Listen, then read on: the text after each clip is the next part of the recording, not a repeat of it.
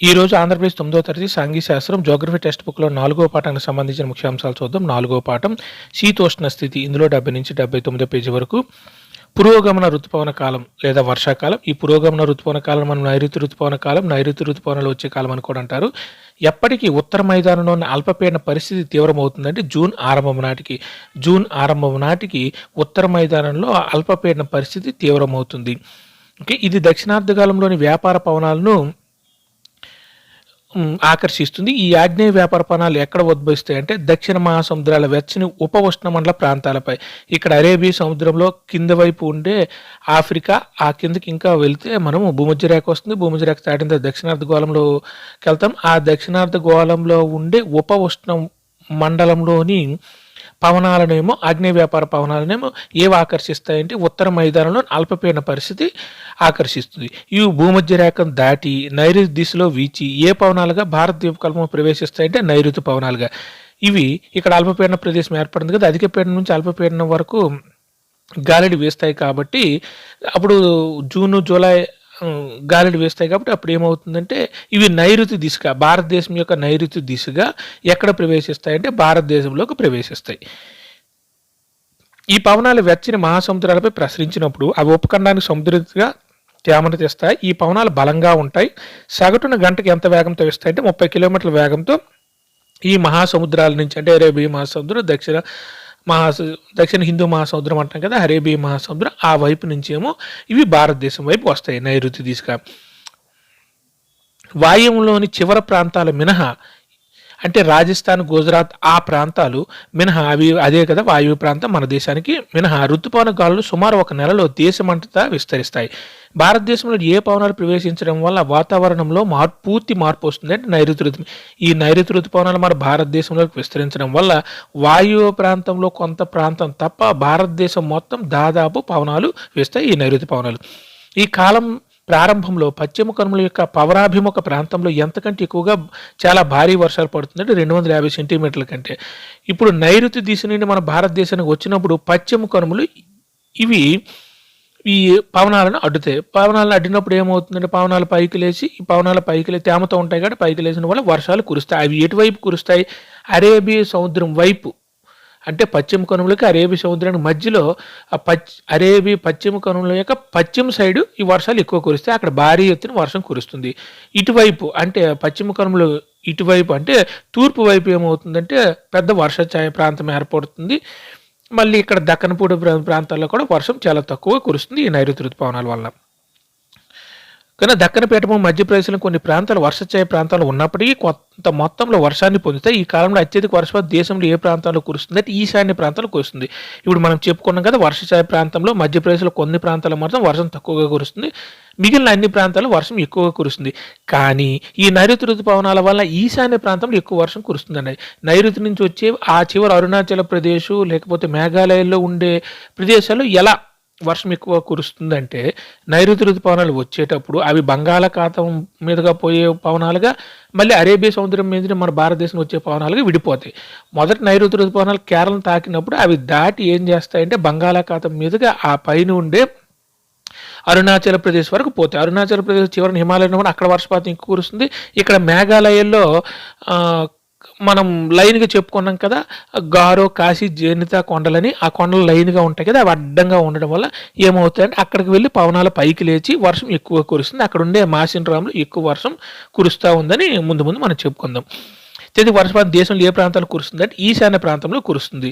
అంటే నైరుతి ఋతుపవనాలు రెండింటిగా విడిపోతాయి. అరేబియా సముద్రంలో వీచేవి, బంగాళాఖాతంలో వీచి, ఈ బంగాళాఖాతంలో వీచే పవనాలు ఆ చివరికి పోతాయి పైన సముద్రాల మీదుగా, ఆ పైకి బంగ్లాదేశ్ మీదుగా ఆ పైకి మేఘాలయకి అరుణాచల్ ప్రదేశ్ వరకు పోతే ఆ ప్రాంతంలో ఎక్కువగా వర్షం కురుస్తుంది. ప్రపంచంలో అత్యధిక సగటు వర్షపాతం పొందినది కాశీ కొండల దక్షిణ శ్రేణిలో గల మాసిన్ రామ్.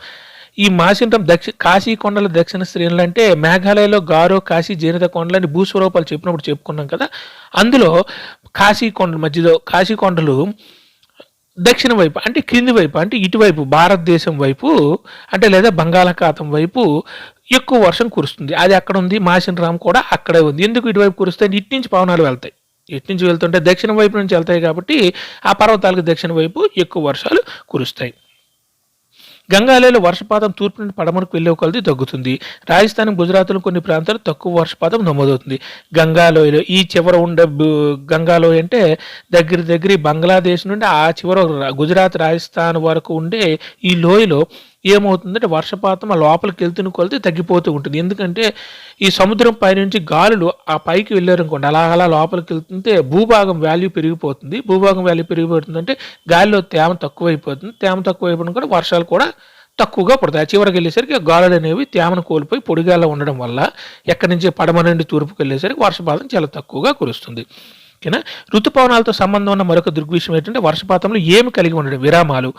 అందువల్ల ఇది ఆర్ద్ర అనార్ధ కాలాంతరాన్ని కలిగి ఉంటుంది. ఋతుపవనాలతో సంబంధించిన మరో దృగ్విషయం ఏంటంటే విరామాలు. విరామాలు అంటే ఇంటర్వెల్స్. అంటే ఋతుపవనాలు ఎప్పుడు వర్షాకాలం మొత్తం వీస్తుండో ఈ ఋతుపవన ద్రోణి వల్ల ఏమవుతాయి, కొన్ని రోజులు వస్తుంటాయి, కొన్ని రోజులు ఆగుతుంటాయి, కొన్ని రోజులు వస్తుంటాయి. ఆ మధ్యలో ఉండే వర్షపాతం అంటే వర్షం పడదు కదా, ఆ గ్యాప్ను మనం ఏంటంటే వర్షపాత విరామం లేదా విరామాల ఋతుపవన విరామాలని మనం చెప్పుకుంటాం. మరి ఆ మాటలో చెప్పాలంటే ఋతుపవన వర్షాలు ఒకసారి కొన్ని రోజులు మాత్రమే కురుస్తాయి. అది మనం ఆల్రెడీ చెప్పుకున్నాం. ఆ వర్షం లేని విరామాలతో అంతరాయం కలిగి ఉంటాయి. ఈ ఋతుపవన విరామాలు దేని యొక్క కదలికకు సంబంధించినవి అంటే ఋతుపవన ద్రోణి యొక్క ఆ ఋతుపవనం యొక్క సెంటర్ పాయింట్ ఉంటుంది కదా, ఆ ద్రోణి ఒకసారి 2 నెలలు 3 నెలలు వచ్చినా సరే ఏమవుతుందంటే వర్షాకాలం మొత్తం వచ్చినా సరే 2-3 రోజులు ఒక్కోసారి మనకు వర్షం ఆగిపోతుంది. వర్షాకాలం మొత్తం రోజు వర్షం పడుతుంది కదా, ఒక రోజు 2 రోజులు ఆగిపోతుంది. అది ఆ మధ్యలో ఉండే ఆ వర్షానికి మధ్య ఉండే ఆ గ్యాప్ని ఏమంటారంటే విరామం అని అంటారు. అది వర్షపాత విరామాలు అని అంటారు. వాటిని మనం వర్షపాత విరామాలు, మనం ఋతుపవన దృష్టిలో చెప్తే ఋతుపవన విరామాలు అని చెప్పుకుందాం. వివిధ కారణాల వల్ల ద్రోణి మరియు దాని అక్షం ఉత్తరం వైపు లేదా దక్షిణ వైపు కదులుతూ ఉంటాయి. ఇది వర్షపాతం యొక్క దేన్ని నిర్దేశిస్తుందంటే ప్రాదేశిక విస్తరణను. వర్షపాతం యొక్క ప్రాదేశిక విస్తరణ అంటే వర్షపాతం ఎంత ప్రాంతంలో పడుతుంది, ప్రాదేశికంగా ఎంత ప్రాంతంలో పడుతుంది. ఇది నిర్ణయించేది ఏంటంటే ఈ ద్రోణి దక్షిణం వైపు వెళ్తుందా, వర్షపాత ద్రోణి తూర్పు వైపు వెళ్తుందా, లేకపోతే ఉత్తరం వైపు వెళ్తుందా అనేది నిర్ణయిస్తుంది. ఋతుపవన ద్రోణి యొక్క అక్షం వేటి మీదుగా ఉన్నప్పుడు ఈ ప్రాంతాలు మంచి వర్షపాతం కురుస్తుందంటే మైదానం మీదకి ఈ ఋతుపవన ద్రోణి ఉన్నప్పుడు మాత్రం ఎక్కువ వర్షం మాత్రం కురుస్తుంది. మరోవైపు అక్షం వేటికి దగ్గరగా మారినప్పుడు మైదానాల్లో పొడి కాలాలు ఎక్కువ కాలంలో ఉంటాయి. హిమాలయాలకు ఈ ఋతుపవన ద్రోణి అనేది హిమాలయాలకు వెళ్ళేసరికి ఏమవుతుందంటే ఈ గంగామాది అన్నిటికీ ఒక పొడి ప్రాంతం, అంటే వర్షం మరి ఇంక పడదనమాట. ఇంకా ఋతుపవనాలు దాటిపోయి కదా, మైదానాలు మీదనే వెళ్ళేటప్పుడు ఎక్కువ వర్షం కురుస్తుంది. ఆ హిమాలయాలకు పోయినప్పుడు ఏమవుతుందంటే ఇక్కడ ఉండేటప్పుడు గంగా మైదానంలో వర్షపాతం కురవదు, చాలా పొడి ప్రాంతంగా ఉంటుంది. హిమాలయ నదుల యొక్క ఏ ప్రాంతాల్లో విస్తారంగా వర్షాలు కురుస్తాయి. ఈ భారీ వర్షాలు కురిసినప్పుడు వినాశకరమైన వరదలను తీసుకువచ్చి మైదానంలో ప్రాణహాస్తి నష్టం కలిగిస్తాయి. పర్వత పరివాహక ప్రాంతాలు, ఇప్పుడు మనం చెప్పుకున్న గంగా మైదానం దాటి పర్వత పరిహార ప్రాంతాలకి అంటే పర్వతాలు ఉండే ప్రదేశానికి ఈ గాలులు వెళ్ళాయనుకోండి, ఈ నైరుతి ఋతుపవనం వెళ్ళేటప్పుడు అక్కడ భారీ ఎత్తున వర్షం కురుస్తుంది. వర్షం కూడమే కాకుండా మంచు కూడా కురుతుంది. ఇవన్నిటి వల్ల ఏమవుతుందంటే అవి హిమాలయాలేమో అడ్డుగా ఉంటాయి, ఇటు నుంచి వెళ్తున్నాయి. కాబట్టి హిమాలయం యొక్క దక్షిణం వైపు మాత్రం వర్షం భారీ ఎత్తున కురుస్తుంది. కురడం వల్ల వాటి వల్ల మైదానాల్లో చాలా అంటే మొత్తం గంగా మైదానం ప్రాంతంలో ఈ ఋతుపవనాల వల్ల, వర్షం వలన, లేకపోతే మంచు కారణం వల్ల ఆ టైంలోని ఎక్కువ ప్రాణహాస్తి నష్టం కలుగుతుంది. ఎందువల్ల ఈ వరదలు రావడం వల్ల. ఉష్ణమండల వాయుగుండాల యొక్క ఏవి కూడా ఋతుపవన వర్షాల పరిమాణం వ్యవధిని నిర్ణయిస్తాయి. ఆవృత్తి మరియు తీవ్రత. ఉష్ణమండల వాయుగుండాలు అంటే ఉష్ణమండలంలో ఏర్పడి వాయుగుండాలు అంటే వాయుగుండాలు ఎలా ఏర్పడుతుంది, మధ్యలో ఒక అల్పపీడన ప్రాంతం అంటే చుట్టూ అధికపీడన ప్రాంతాలు ఉన్నాయి అనుకోండి, ఈ అధికపీడన ప్రాంతం నుంచి అల్పపీడన ప్రాంతానికి గాలులు వేస్తాయి. ఇవి చుట్టూ ఉండడం వల్ల ఏమవుతాయి, ఆ ప్రాంతానికి చుట్టూ ఉండడం వల్ల ఒక పెద్ద వాయుగుండం లాంటిది ఏర్పడుతుంది. ఇవి వాటి యొక్క ఆవృత్తి తీవ్రత వాటి యొక్క ఆకారం తీవ్రతను బట్టి, ఎంత ఎక్కువ తీవ్రతను ఎంత ఆకారంలో ఉన్న బట్టి ఈ ఋతుపవనాల యొక్క వర్షాన్ని కూడా అవి నిర్ణయిస్తాయి. ఈ అల్పపీడనాలు ఏ ఉపరితలం పైన ఏర్పడి ప్రధాన భూభాగంపైకి వస్తాయి. ఈ అల్పపీడన ప్రాంతాలు అంటే ఈ వాయుగుండాలు ఎక్కడ ఏర్పడతాయి అంటే బంగాళాఖాతంలో ఏర్పడతాయి. ఈ వాయుగుండాలు దేని యొక్క అక్షాన్ని అనుసరిస్తాయి అంటే ఋతుపవన అల్పపీడన ద్రోణిని యొక్క అక్షాన్ని అల్పవిస్తాయి. ఇప్పుడు మనం చెప్పుకున్నాము అల్పపీడన ద్రోణి, అల్పపీడనం వైపు చుట్టూ అధికపీడన ప్రదేశం ఉండడం వల్ల అధికపీడన ప్రాంతాల నుంచి అల్పపీడన ప్రాంతానికి గాలులు వేస్తే ఒక పెద్ద వాయుగుండంలాగా ఏర్పడుతుంది. ఇది ఎక్కడ ఉంటుందంటే అల్పపీడన ద్రోణి యొక్క అక్షం దగ్గర, అక్షం వైపే కదా అన్నీ వస్తాయి. ఒక గీత లాంటిది మనం ఊహించుకున్నామంటే ఆ పాయింట్కి అధికపీడన ప్రాంతం నుండి గాలులు వేస్తాయి. కాబట్టి అది నిర్ణయించేది ఏంటంటే ఋతుపవన అల్పపీడన ద్రోణి. ఋతుపవనాలు అనిశ్చితులకు పేరుగాంచినవి. అంటే అనిశ్చితులు పేరుగాంచింది అంటే రావు సరిగ్గా. ఒకసారి వస్తాయి, ఒకసారి పోతుంటాయి. ఏ ఏ కాలాంతరాల తీవ్రత, ఆవృత్తి మరియు వ్యవధిలో తేడాలు ఉంటాయంటే అనార్ద్ర మరియు ఆర్ద్ర. ఈ ఋతుపవనాల తేడా వలన ఆర్ద్ర అంటే దగ్గర దగ్గర గాలిలో తేమ ఎక్కువ అవడం, లేకపోతే తక్కువ. అనార్ద్ర అంటే గాలిలో తేమ తక్కువ అవడం, ఆర్ద్ర అంటే గాలిలో తేమ ఎక్కువ అవడం, ఇలాంటివన్నీ జరుగుతూ ఉంటాయి. ఇది ఒక ప్రాంతంలోని భారీ వరదలకు కారణమైతే మరో ప్రాంతంలో కరువు కారణం కావచ్చు. ఇప్పుడు గాలిలో తేమ ఎక్కువగా ఉందనుకోండి, పర్వతాలు అడ్డు వచ్చాయి అనుకోండి, ఎక్కువ వర్షం కురుస్తుంది. ఎక్కువ వర్షం కురిస్తే వరదలు వస్తాయి, అక్కడ కూడా ఊరులు నాశనం అయిపోతాయి. అలాగే గాలిలో తేమ లేదనుకోండి, పర్వతాలు అడ్డు వచ్చినా వర్షపాతం కురవదు. అక్కడ ఏమవుతుంది,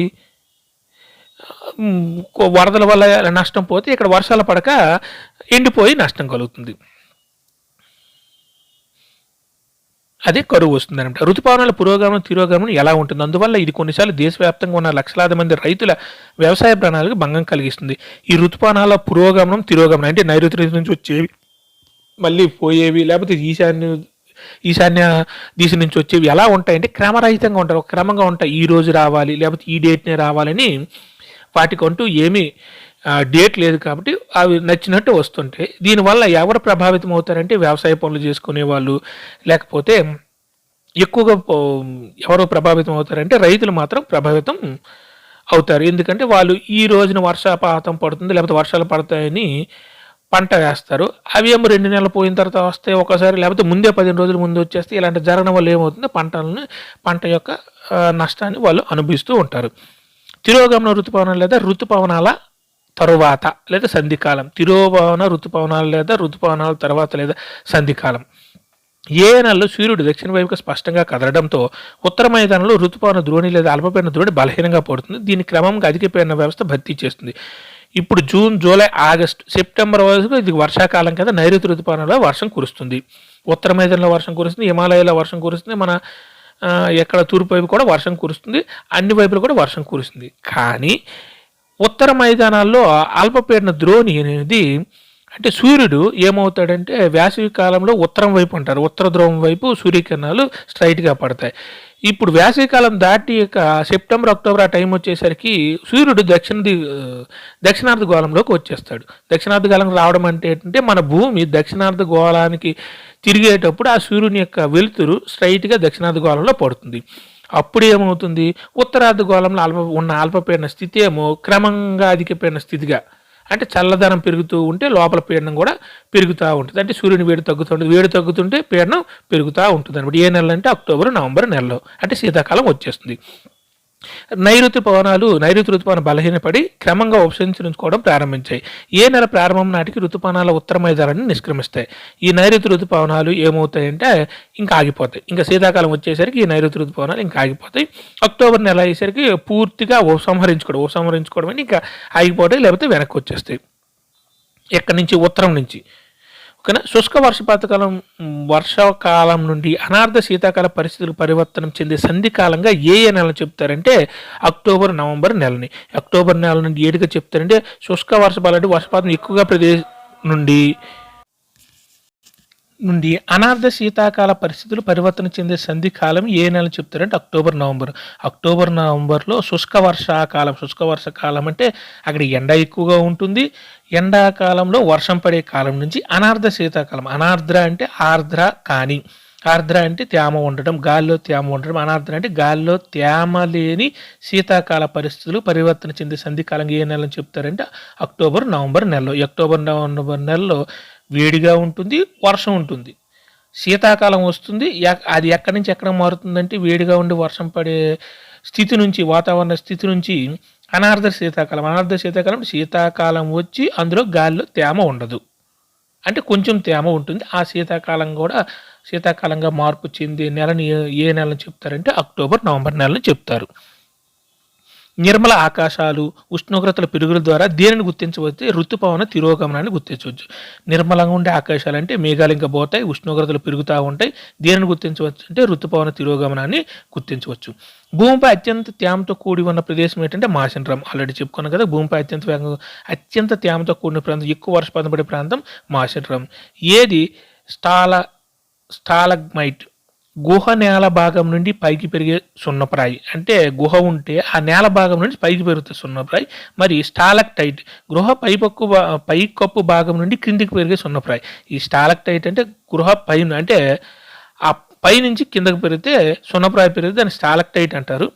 గుహలో నేల నుంచి అంటే కింది భాగం నుంచి పై భాగానికి సున్నప్రాయి పెడితే దాన్ని స్టాలగ్మైట్ అని అంటారు. ఈ సున్నప్రాతి గృహతులకు కూడా ప్రసిద్ధి చెందింది ఏంటంటే మాసిన్రామ్. ఏది సున్నపురాలకు ఈ స్టాలగ్మైట్ నెక్స్ట్ స్టాలక్టైట్ అనే సున్నపురాలకు ప్రసిద్ధి చెందింది కూడా ఈ మాసిన్రామ్. పగటి ఉష్ణోగ్రతలు ఎక్కువగా ఉండగా రాత్రులు చల్లగా మరియు ఆహ్లాదకరంగా ఉంటాయి. భూమి ఇంకా తేమగా ఉంటుంది. అధిక ఉష్ణోగ్రత మరియు ఆర్ద్రత పరిస్థితుల కారణంగా వాతావరణం పగటిపూట భరించరానిదిగా మారుతుంది. దీనిని సాధారణంగా ఏమంటారంటే అక్టోబర్లో వేడిమి. అక్టోబర్లో వేడిమి ఎలా ఉంటుందంటే పాత ఉష్ణోగ్రతలు అంటే తెల్లవారు ఉష్ణోగ్రత చాలా ఎక్కువగా ఉంటాయి. రాత్రులు మాత్రం చల్లగా ఉంటుంది. మరి ఆహ్లాదకరంగా ఉంటుంది రాత్రిని. భూమి ఇంకా తేమగా ఉంటుంది. ఇంకా అప్పుడే వర్షాకాలం పోయింది కదా, ఇంకా భూమి కూడా తేమగా ఉంటుంది. అధిక ఉష్ణోగ్రత మరియు ఆర్ద్రత పరిస్థితుల కారణంగా అంటే ఉష్ణోగ్రత ఎక్కువగా ఉంటుంది, గాలిలో తేమ కూడా ఉంటుంది. ఆర్ద్రత పరిస్థితులను గాలిలో తేమ ఉండడం కారణంగా వాతావరణం పగటిపూట భరించరానిదిగా మారుతుంది. దీన్ని సాధారణంగా ఏమంటారంటే అక్టోబర్లో వేడిమి. ఈ వర్షాకాలం ప్రభావం వల్ల గాలిలో తేమ ఉంటుంది, ఎండ ఉంటుంది. మనం ఉక్కపోస్తుంది అంటాం కదా, గాలిలో తేమ ఎక్కువ ఉంటుంది అనుకోండి, ఉక్కపోస్తూ ఉంటుంది కదా, దాన్ని మనం అక్టోబర్లో వేడిమి అంటాం.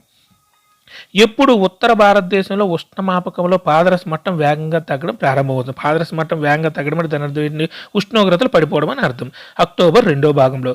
ఇంకా అక్టోబర్ దాటిన తర్వాత ఆ వేడిమి దాటిన తర్వాత అక్టోబర్ రెండో భాగంలో అంటే సెకండ్ పార్ట్కి వచ్చేసరికి ఏమవుతాయంటే ఉష్ణోగ్రతలు ఇంకా తగ్గిపోతూ ఉంటాయి. పాదరస మట్టం చాలా వేగంగా తగ్గడం ప్రారంభమవుతుంది. వాయువ్య భారతదేశంలో నెలకొన్న అల్పపీడన పరిస్థితులు ఏ నెల ప్రారంభం నాటికి బంగాళాఖాతంలోకి మారుతాయి.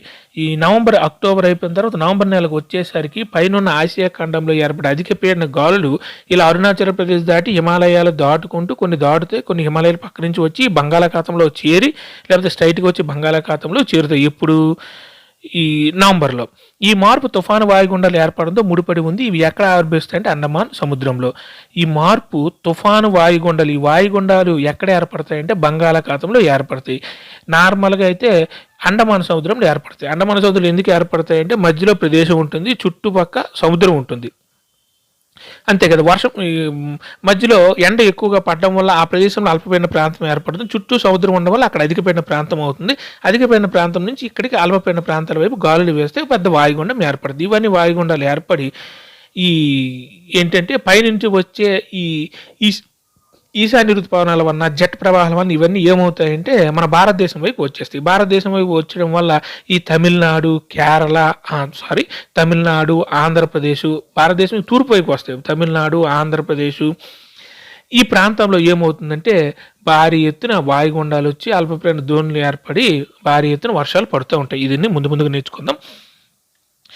ఈ తుఫాన్లు సాధారణంగా భారతదేశంలో ఏ తీరాలను దాటిన తర్వాత భారీ మరియు విస్తారమైన వర్షాలు కారణమవుతాయంటే మనం ఆల్రెడీ చెప్పాం కదా, తూర్పు తీరాలు.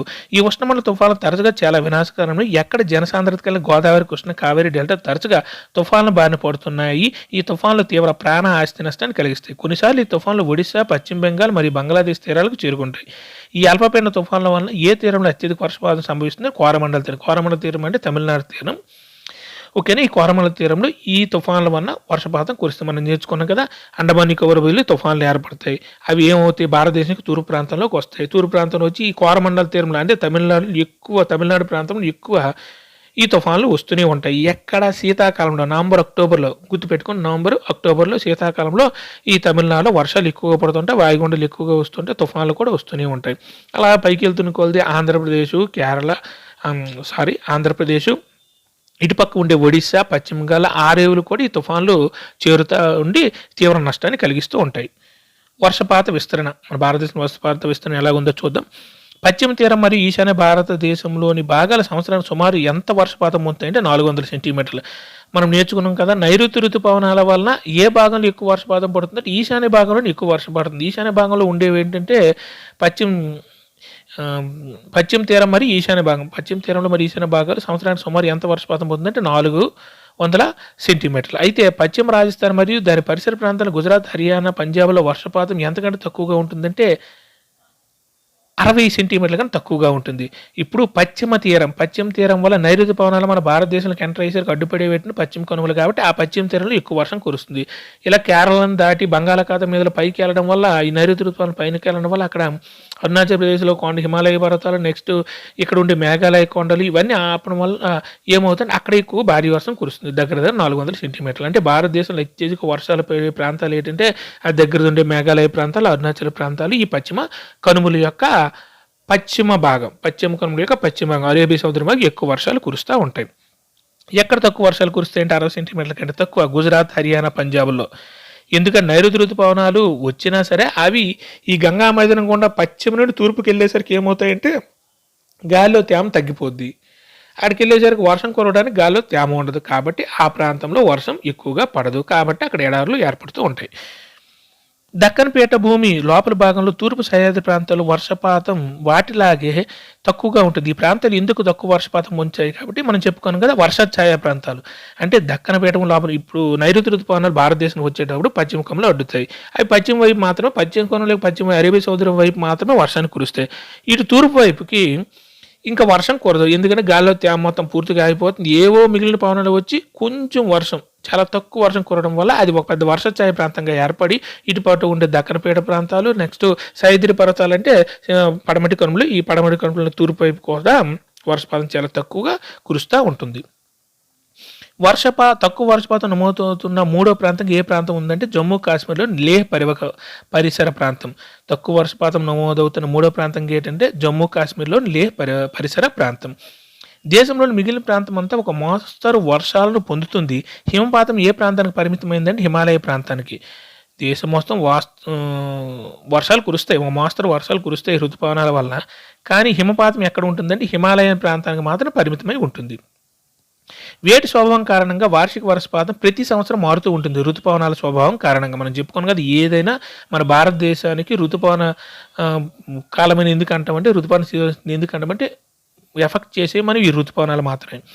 ఏ ప్రాంతాలు ఈ మార్పు ఎక్కువగా ఉంటుంది? రాజస్థాన్, గుజరాత్లో కొన్ని ప్రాంతాలు పశ్చిమ కనుమల యొక్క వర్షఛాయ ప్రాంతం అంటే తక్కువ వర్షపాతం గల ప్రాంతాల్లో వీటి యొక్క ప్రభావం ఎక్కువగా ఉంటుంది.